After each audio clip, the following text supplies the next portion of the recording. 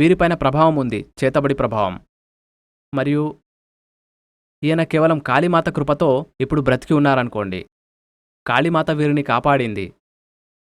ఆమె యొక్క విశేషమైన కృప ఈయన పైన ఉంది. కీర్తి సాహు గారిపైన మారణ ప్రక్రియ చేయడం జరిగింది.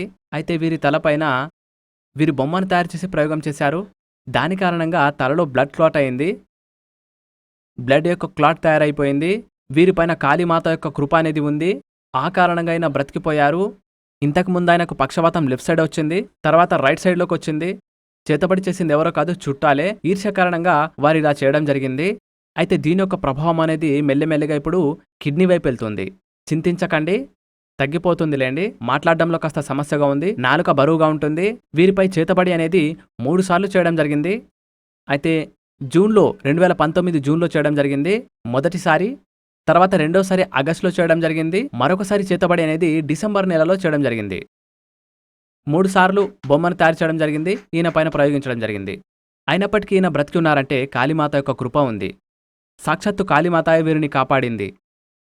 లేదంటే ఏ విధంగా అయితే అక్కడ ప్రయోగం జరిగిందో, ఇలాంటి ప్రయోగం చేస్తే ఏ వ్యక్తి అయినా ఒక్కసారిగే చనిపోవడం జరుగుతుంది. కానీ వీరిపై 3 సార్లు ప్రయోగం చేసినప్పటికీ ఈయన బ్రతికి ఉన్నారు. ఇది అద్భుతమైన కృప.